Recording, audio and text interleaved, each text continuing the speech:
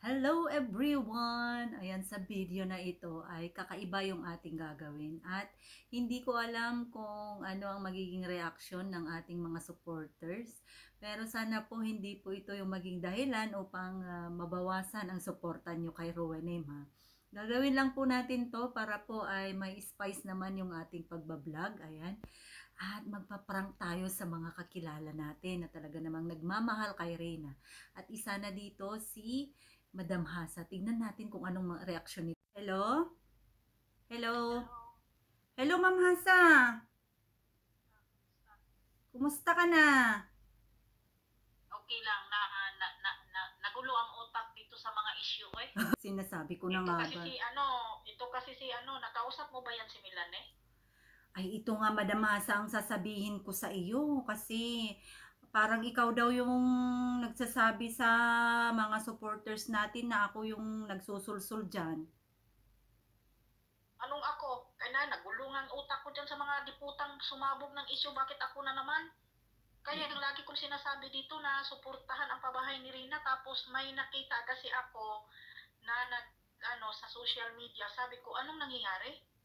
Bakit ito si Milane ay kasi mayroong pumutok na issue kasi Ma'am Rowena, kaya nga ako nag-message, kaya nga ako sa iyo nag-hi kahapon ba yun isang araw. Sabi ko, ano kaya yung nangyayari dito kasi si Milane kasi at saka si Tatay Nestor. Pero wag naman po sanang ganon, Ma'am Hasa, na ako daw yung sinasabihan mo na nagsusulsul dyan. Ay wala naman talaga akong kinalaman dyan. Anong nagsusulsul? Anong nagsusulsul? Ayun daw po ang sinasabi mo sa... Hello? Yun nga, Madam Hasa, yun ang sinasabi mo doon sa na ako daw ang nagsusulsul. Wag ka naman ganyan. Anong nagsusulsul? Mga animal kayo ah. Anong nagsusulsul? Paano naging susulsul? Paano?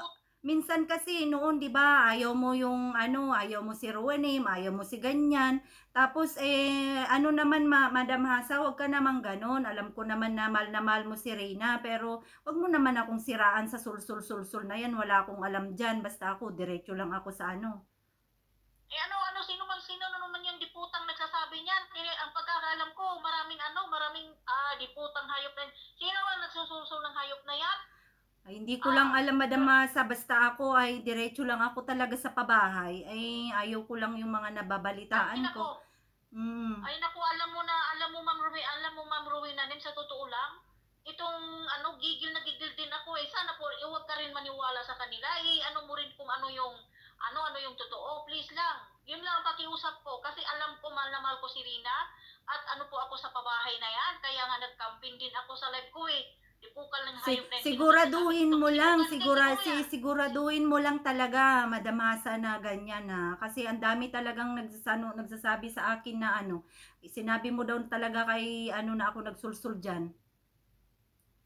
Paano magsisulsul? Paano connection ko dyan? Wala namang connection sa magsusulsul. Yung nagsusulsul dyan at yung nagsasabing hayop na yan, It's a prank, Madam Hasa. It's a prank.